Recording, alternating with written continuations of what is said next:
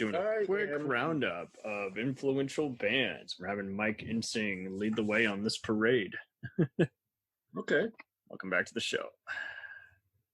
That reminds me, I was in band in junior high. I played clarinet, and I quit because it got on my nerves. So I don't listen to much Benny Goodman these days. Oh, man. I'm going way off on a tangent, but I did manage to, when I was in junior high band, we were in a parade for Gerald Ford, who was from Grand Rapids, and it was about a year before he was president. So, oh, wow. Yeah, we were in a parade. It's an annual parade they used to do for Ford in East Grand Rapids, where he's from. And wound up hearing him speak in somebody's backyard like I was 10 feet away. So and that was very, less than a year later, he was president. So anyway, I digress. Let's start off the thing by digressing. I was talking to you. There's a book by Tom Moon called 1,000 Recordings to Hear Before You Die. There's a whole series of books, places to visit before you die. And Tom Moon is a really cool critic because he, one thing, his musical choices are very diverse. And the other thing is he picks out records that that were under the radar. And it's one of these, you got to hear this. He put some obvious choices in the book. But, and that's what I'm doing with these 10 artists. I'm picking 4 albums by each artist. And some of them are very well known. And of course, this will make a list. But it's not really the top 4. It's a couple of them, or 1 or 2 of each is going to be, you got to check this out too. If Mm-hmm. So it's going to be for the casual fan and for the fan that wants to hear more than they're used to from an artist, or try to understand why this makes the artist so great. I think all these artists are great on my list, consistently great over the years. And heck of a lot more peaks than valleys. But anyway, I just did an alphabetical order, if that's fine. That's fine. Yeah. And of course, you got to start with the Beatles. And did you check out Let It Be, by the way, the Let It Be sessions? That's still trying to get for that as, such a long. Yeah, and it takes about an hour. You got to not suffer through, but Lennon's pretty stoned in the first hour or so, and but he gets a lot more animated as this thing goes on, and he winds up. I don't want to give too much away, but it's worth checking out. So that's a little sidelight. But Let It Be. Who directed that? The guy that did King Kong and Peter Jackson. Peter Jackson. Yeah, I couldn't remember his name. And everything's 3 hours on his parade. And for dessert, you should track down the Let It Be movie because there's stuff in the movie that didn't make the cut too. There's I was talking about that with my wife in the car the other day. There's a great take of I Got a Feeling where halfway through Paul, he realizes they just got the song and he goes, "Good morning," and that's not in the Peter Jackson thing, but stuff like that. And there's different in studio stuff that's not in the movie. Happens. Yeah, sorry about that. Anyway, if you're going to talk about the Beatles, I know several people that have problems with the early Beatles. This stuff sounds dated to them, and myself included. I actually didn't get into the Beatles till I was in my maybe 12, 13 years old, and by that time they'd broken up already. And I remember at the time thinking that early stuff just sounded, even for a 12-year-old, it sounded dated, but then I really started listening to all the albums, the early stuff, and I'm going, yep, there's a lot going on here. And people they're actually hinting at stuff. Yeah. That's what now? They're actually hinting at stuff. Yeah. Oh, yeah. Observing. This album that wasn't on my list, but there's even a track on their very first album, which they recorded in, I think, one day, Please Please Me, the British album, that hints at psychedelia to come. It's called There's a Place. It's got weird harmonies, and the place is It's My Mind, which is hinting at psychedelia already. I can go to my mind and imagine things, that type of thing. So nice. So it's fun. It's fun to go back and trace the roots of, the Beatles' roots continuing on. In fact, One After 909 is from those sessions, and it didn't show up until the Let It Be album, their second to last album. But anyway, if you're a good way to get used to or appreciate the early Beatles is pick up the BBC Sessions CDs.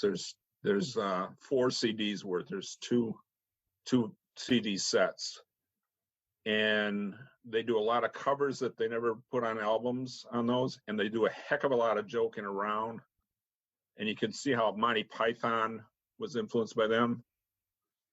Right. And of course, in the Beatles sense of humor, I think was influenced by the Goons. You probably heard of the Goon Show. Possibly. Peter Sellers and a couple other people. I can't remember the other names, and the Goons were produced by George Martin prior to the Beatles. And actually, I think I've got a Peter Sellers album that separate from the Goons that George Martin produced, where you can hear the orchestral stuff Martin put on there that sound like a Beatle outtake. So, but that sense of humor that they never really got on their records, other than some funny lyrics. Yellow Submarine is very humorous, stuff like that.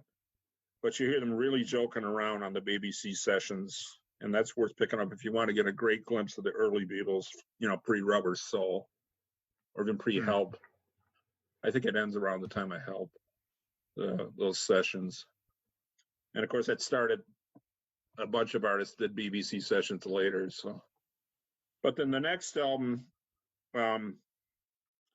you got to talk about Sgt. Pepper. I mean, it's a cliche now, and now it's hip to say it's not their best album, and in some ways it isn't. Song for song, it isn't. But if you go back and listen to it again, and especially the remastered Giles Martin edition that came out a few years back, there's just something about that record that I still can't fathom what it would have been like in 1967 to put that on, and nobody had heard anything like that. It may be dated now. It might be a little flower powery and stuff. And again, the songs aren't that strong, really, except for something like A Day in the Life. I love Good Morning, Good Morning. But there's this magic to that record that they recreated themselves. It does sound like a brand new band. So they went for stages. So what's that? They went for stages. Yeah. Oh, they went through stages. Probably from their 5th album on, they kept changing all the time. But Pepper has A Day in the Life, which is, I did a Fab Four on the Beatles channel one time, and that was one of my selections. And it's just this huge dramatic song that it's got the big final chord. It kind of seals the album, kind of seals the late or the psychedelic era of the 60s. It's just one of those big boom moments in music. And of course, it's fun that some vinyl editions has that weird inner groove that once A Day in the Life fades out and it goes to the center of the record, there's like sound effects for about a loop that can, if you don't have an automatic return in your turntable, it'll play forever. And to me it sounds like they're saying, I never do see Connie, but it's just a bunch of sound bites they got from a party. They threw them all together and mixed the tape up, and it's on the CD copy too. It runs for about 20 seconds, just to give you an idea. Just that's a kind of inventiveness that's on Sgt. Pepper, that they were just trying to do. Let's do stuff we've never done before, and they tried purposely to make every song sound different from the one before, and didn't always, they weren't. There's better songs on Revolver and other albums, but the whole spirit of that album it's one of those records that it'll never age. It ages in some ways, but it's also timeless, if that makes sense. But in the next album they did, a couple albums after Pepper, was the White Album, or what I always indignantly called the Beatles, because that's the actual name. And you got the White Album because of the white cover. That, to me, is my favorite Beatle album, because it's 30 songs. It's more eclectic and diverse than anything they ever did. And it sounds to me like it was recorded 2 weeks ago yet. It's just, all their other albums, they're great, but they always sound like the 60s. The White Album sounds like the 70s and beyond, You hear John Lennon finding his John Lennon voice for his solo stuff. He starts to sound like later Lennon. And you got heavy metal with Helter Skelter. You got Revolution 9, which people hated at the time, but now everyone's saying how great it was and inventive. Ringo does his first song, which is a country rock type song, Don't Pass Me By. Harrison does 4 songs, more than he'd ever done before. That's just, to me, the best album they ever did. I never get tired of it, and I always listen to it end to end. People say it made a better single album. I don't agree with that. You need the whole record because it ebbs and flows just so beautifully. So anyway, I don't know how much of a Beatle fan you are, but I'm sure you're familiar with these records. So yeah, I'm never been great at naming albums for the most part, but I'm solid at just at least remembering the beats and tempos of certain songs. And to me, it's just like, they were just summing up again what many music journalists will tell you is how, they were, again, the British music revolution, and hence, new revolution, yeah. And it is kind of wild how America still tries to censor a few things from overseas now and again, but at that point, they were kind of breaking that whole taboo. And yeah, there's stuff on the White Album that is really provocative. Why don't we do it in the road? I mean, I'm surprised they got away with that in '68, but it was the Beatles. Okay, we'll put it out. There wasn't a warning sticker on it or anything. You're right. It was way before Tipper Gore, I guess. But and then I love the last song Ringo sings, Good Night. It's just, you get this nightmarish 8.5 minute Revolution 9. It's like the apocalypse. And then this soothing music, this going back to classical music, the strings, and then Ringo sings Good Night. Now it's time to sing it. And it sounded like almost, some people said it sounded like it would be their last record because it's the finality of that last track. And there's so much more on that record too. I love, there's certain sections of the songs that I can't wait to get to, like Mother Nature's Son has this beautiful passage. I'm not quite sure where it is, but it's just the blend of the notes. It's just amazing. It's just an amazing record. That's not only my favorite Beatles album, it's probably my favorite album of all time. So anyway, then you got to go to Abbey Road, right, where they did what has been called the greatest joining together scrap heaps of they took a bunch of parts of songs that they were working on and just made that medley on side two medleys actually. That it's a work of genius. I mean, it's an overrated term, but overused term, I mean, but and it's fun. When you watch a lot of B documentary, they're putting they're working on some of those songs back then already the year before, or that summer, or the couple months before Abbey Road. So it's, they do Bathroom Window on there, and I think Something Pops Up, which isn't the medley, but and then that final 3 songs where it ends with the guitar duo with John, Paul, and George. That just signposted the 70s guitar bands more than anything, I think. And it's just, and then Paul had to get the last word. They put a little scrap of Her Majesty, And that's one thing about Abbey Road that ticks me off. In the 90s, remember, there was always hidden tracks on CDs. You'd be like, always the fun Easter egg that 8 minutes would go by and then all of a sudden a song would pop up. I think Her Majesty started that because it was an accident. They had the tape. I think they recorded over another tape or whatever. And I'm sure every other rock artist in the 80s and 90s was doing it, much like how 90s rap artists were sampling Motown from the 60s and 70s. Yep, sampling as well. Yep. And it's like the same thing with even just movies that were cheap to find. It's just like they would just find the most bizarre cult movies that would play on antenna channels and just scoop it up. Yep. Well, even more clever is the way side 1 of Abbey Road ends, where it's an 8-minute song, very repetitious but very great. I Want You, She's So Heavy, and all of a sudden it just stops dead cold. Like somebody pulled the plug on your stereo. Kind of like the end of this, I don't know if that was influenced that, but it just, and it was always fun. I can never quite remember when it happens. I know it happens shortly after the sound starts coming in, but I can never get the exact moment. All of a sudden, it's done, So, yeah. Abbey Road's one.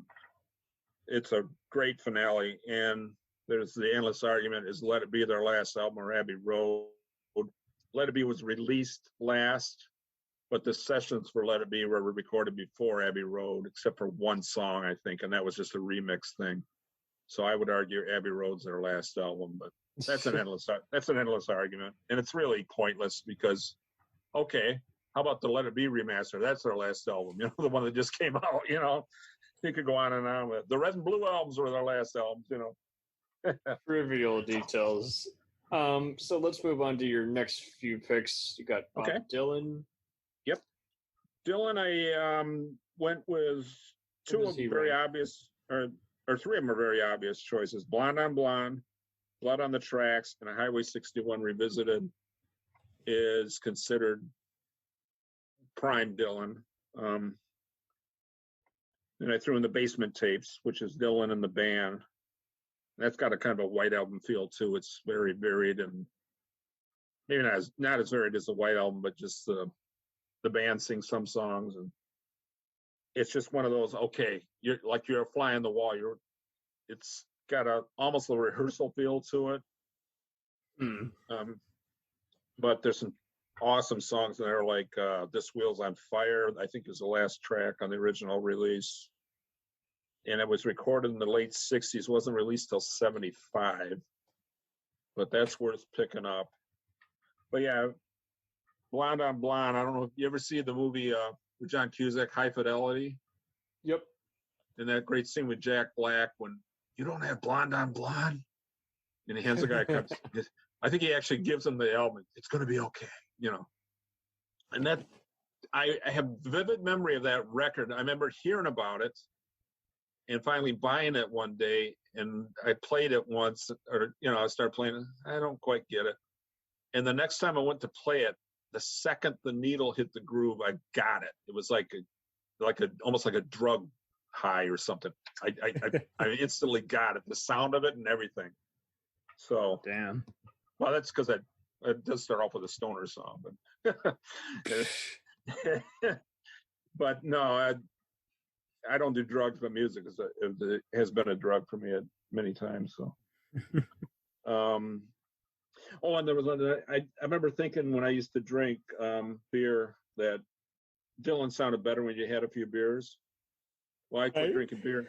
I quit drinking beer years ago, and Dylan still sounds. I can still love Dylan records, so I got over that after a while. Perfect. But then you got Blood on the Tracks, which is his most emotional record. I think it's about the breakup with him and his wife, overshadows it. And of course, Tangled Up in Blue is a classic song. The last track, Buckets of Rain, is there's a Van Morrison song I'll talk about later. Reminds me of that song. It's just sheer emotion. And Lily Rosemary and the Jack of Hearts is an epic song that kind of jumps it kind of out of context with the rest of the album, but it works anyway. And it's okay to have the bastard child that steals the show. Yeah. There's some provocative lyrics in there. There's some. Oh, was he really singing about that? Did he really say that? Maybe. Not bad language, but just what he's singing about. I don't know if I want to cite the lyric here, but I've been shooting in the dark too long. He's talking about masturbation. He's talking about a woman he hasn't seen anymore, and I've been shooting in the dark too long. When something isn't right, it's wrong. It's like only Dylan could get away with something like that, Right. So you can say it on the radio just because no one knows what it means. Yeah. Oh, like Lou Reed had that line in Walk on the Wild Side that got slipped under the radar and got on AM radio, even when she was giving head, so yeah, that's in there. Then Highway 61 Revisited is astounding. It kicks off with Like a Rolling Stone, But the second track, Tombstone Blues, I've described that album as defying time and space. It's like the drum work and the guitar work. I'm going, this thing was recorded in 1965. It sounds space age, it's just amazing song.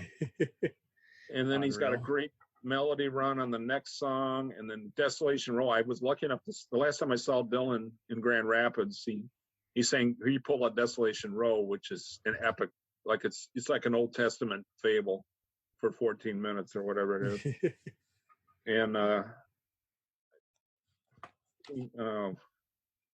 Queen Jane Approximate, there's no bad tracks on that record. Most of these records, that is the case, but good. Yeah, that is definitely Dylan's rock album, Highway 61 Revisited. Alrighty, so let's move on to Jimi Hendrix. Yeah, first album, Are You Experienced, is essential for any music library, even if you don't like Hendrix. It's watching you, man, from that watchtower. Yeah, that comes a little later. Purple Haze is on there. Half the album is just stuff signature songs for any artist.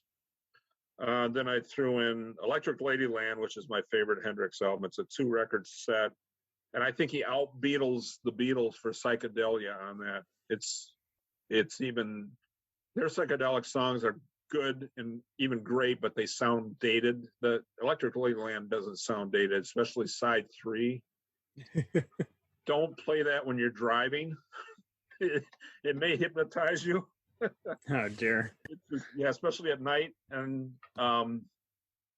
you might drift off the road, but and then all along the Watchtower, that's on that record.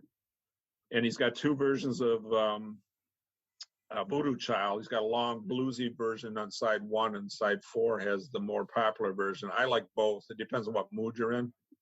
Mm-hmm. And I think there's a track on there, kicks off side 2, that one of the other members of the Experience sings. That's kind of a weak point, but for the most part, that's one to have. You got to have Electric Ladyland. Now, the other two, he only did 3 albums, studio albums in his lifetime. Axis Bold as Love is the one in the middle, which is, it's a transitional record. It has its flaws, but the first and the third are the great ones. And then, but I'd also recommend a box set, if you can find it, called Stages, which is 4 CDs, a concert from 67, 68, 69, and 70 with Hendrix and whatever band he was with. That's worth finding. And I mean, there's been a lot of Hendrix anthologies and live concerts and stuff, but that's one worth picking up. In fact, I had it years ago, and like an idiot, I sold it, and I recently rebought it. So if you're going to get a Hendrix live album, that's the one to get.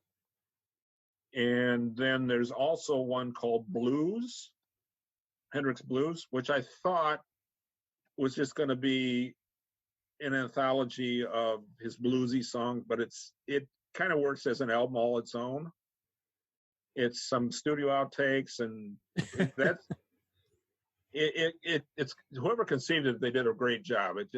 And there's been other, like Crash Landing, Midnight Lightning, posthumous Hendrix albums, but that's the one to get for studio.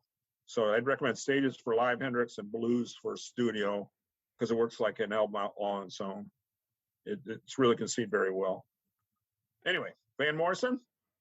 Totally. Let's do him, and we can do probably some of the other stuff for another day. Okay. Want to maybe do 5 and 5? Sure. Yep. Okay, Beatles, Still Hendrix, Van Morrison. Yeah, Van Morrison, it's controversial late, but let's not even go there. It's very interesting how he just kind of comes in. I don't know how I would kind of describe him, but he's definitely kind of in the background and very influential to other artists, where it's kind of like how Leonard Skinner throws out a reference to just so blatantly to Neil Young, in one of their hit songs. And it's just like, he's an artist in some ways. Yeah. He's influenced Bruce Springsteen, I would say. Oh, definitely. Much like Leonard Cohen and Tom Waits kind of go hand in hand together with the talking while we're actually got music playing in the background, Not really singing, but I'm talking. I wasn't going to buy his latest album because of his anti-mask statements, but I bought it anyway, and there's really not much on there that I didn't. You can listen to stuff that you don't like the lyrics and still like the music, so I picked it up anyway. It's a good album, his latest. But anyway, the four I came up with for the list here were Astral Weeks, which was very early and very one of the most transcendent albums you're ever going to hear.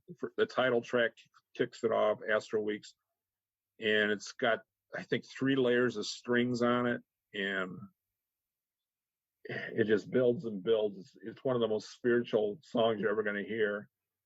Way up in heaven, it's phenomenal.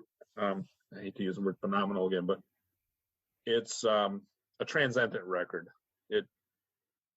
Do you think he really evolves over time, or does he kind of just do a lot of the same, but it's good? Yeah, in a way he does a lot of mystical type records, but I know I got a book on him by, I can't remember the author, but I think he listed like 15 of his albums in a row that he said, okay, this is not a good period for him, and I like all those albums, so it's one of the, they're in my top 10 for a reason. I just like almost everything they've ever done, with few exceptions. So nice. But Astral Weeks, yeah, the only issue, his voice is still young and it's a little harsh, but the music that backs it up it makes up for it. Mm-hmm. There's a track, side 2 kicks off with what's it called? Can't remember now. Sitting right over here. The Way the Young Lovers Do, and it's one of these songs that it's got horns and bass and drums, and it always sounds like it's going to come crashing down, and they never lose the tempo, but it's right. The whole song is the music's kind of fighting against itself, and it just keeps going and it stays together. It's really, I like stuff like that. It works in spite of itself. That kind of when stuff. They try to do it nowadays, it's always just so digitized because everything is digital now. But yeah, you gotta give all this kudos when manipulate the tapes and yeah, they had to stitch the tracks that way. Yeah. And then Slim Slow Slider, which has one of the worst titles of a song, but it's just a heartbreaking song, though. It's a great way to end a record. Mm-hmm. That's that. And then as far as his live albums, It's Too Late to Stop Now is probably the definitive live from Van Morrison. It gets its title from what he yells at the end of the concert. It's too late to stop now, And in fact, it's a song from Astral Weeks when he does it. But I also love A Night in San Francisco. It's just one of these albums, live albums, where you can just hear everybody on stage is just playing off each other, and it's got a big band and everything. He does some classic Van Morrison and some great covers. That's one to pick up. Then Hymns to the Silence. That's probably, a lot of people aren't that crazy about that one, but it's got a spoken word track I really like called on Hindford Street. Mm-hmm. That's it's got like a spooky organ, and he just recites something, but it's very cinematic. And it's got a lot of, he actually covers Just a Closer Walk with the End there. He does some spiritual songs, and I really like it. It's a double CD album. And then Too Long in Exile is another album around that time that's really, really, really good. And a lot of the stuff from that wound up on Night in San Francisco. And he loves to end records with these epic, drawn out, long songs that kind of build and build. And Exile's got maybe 3 or 4 of those. Or Too Long in Exile, not Exile on Main Street. That's another band. So nice. Then we got Graham Parker, who's probably the least well-known artist on this list. Graham Parker and the Rumor. If you've ever seen the movie This Is 40, he shows up in that as Graham Parker. He's playing himself. I was lucky enough to meet him when he played in Grand Rapids at a small club, and we had my friend and I had front row seats, and got to talk to him a little bit afterwards. He made some joke about, so do you people all sit around and light candles and play grand polka music?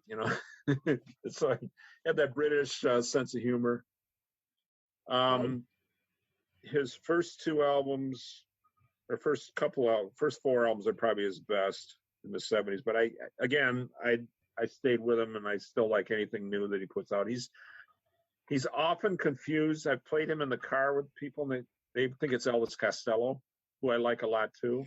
But totally different, yeah. And I think there's an image thing there, problem with him, because he does sound like him, but he also does his own thing, and their musical styles are similar too. But I can play both of them, and Graham Parker is just the one I really get into just a little bit more. But I recommend Howlin' Wind, his first album. It's got a really nice ballad called Between You and Me, which I think they just used the demo for on the album instead of the band version. Probably did. Yeah, and it's a really nice, haunting song. It was too perfect. There's no point in re-performing it. Yeah, his early 70s or his late 70s stuff has a Dylan and the band Basement Tapes feel somewhat to it, but then it's with some more R&B thrown in. It's a nice mix of music. You can see the influences, but he's also kind of pointing forward to the 80s, or moving music forward from that. The next album would be Heat Treatment, which is a little sparser, but just, it's a great record too. And then his masterpiece is Squeezing Out Sparks, which at the time people were saying, oh, it's new wave, but it's new wave. The new wave had come and gone, but that record holds up. It's an amazing record. It's got these one great five that you summed up, who would you say evolved the most, or even stands out the most if you can't choose? Oh, the Beatles, definitely. From start to finish, it's staggering what they did in those 6-7 years.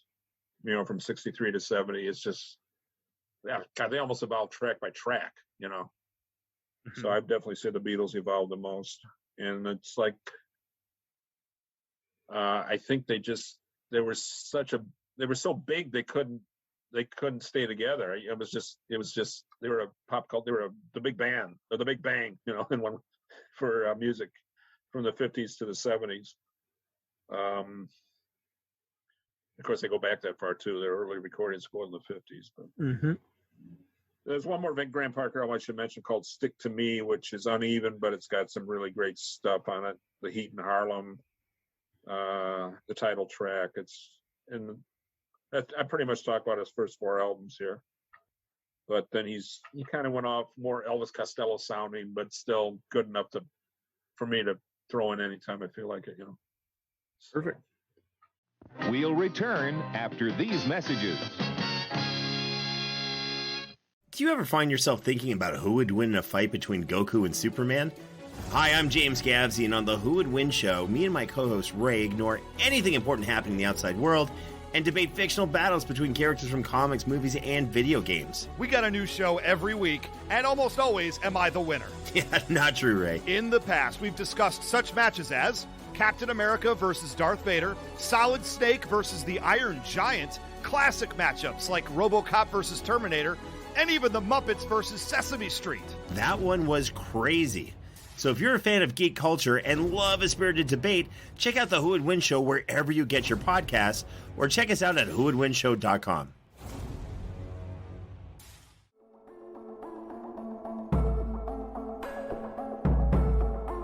We let things pile up in the DVR, we add them to our queues, we wait for the DVDs and Blu-rays. We time shift. The Time Shifters Podcast. Sci-fi, horror, fantasy, superheroes, comedy, action, film, television, maybe some not-so-current events. Find us on iTunes or at timeshifterspodcast.com. Cool thing about Blind Knowledge is we are in multiple countries. We are worldwide all across the globe. We are in the US. We are in the UK. We are in Canada, Germany, India, Japan. We're in Australia, y'all. BlindKnowledge.com.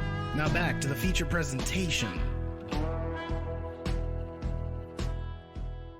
Dragon Ball Z, One Piece, Naruto, all things that we love, all manga that were originally published in the legendary magazine Weekly Shonen Jump. But not every series can run for 300 chapters and have a hit anime. This is David. This is Jordan. We're the hosts of Shonen Flop. Each episode we look at manga that ran in Jump that didn't quite make it. We discuss what it did wrong, what it did right, how the series could have turned itself around, and ultimately, was it a flop or not? We're on all your favorite podcast apps, and you can find us at shonenflop.com. Keep on flopping, floppers.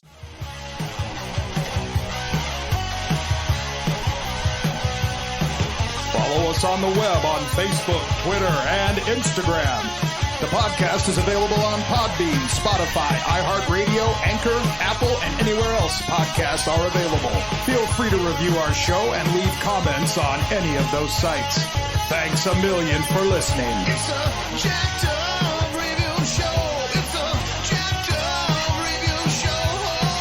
Jacked up review show.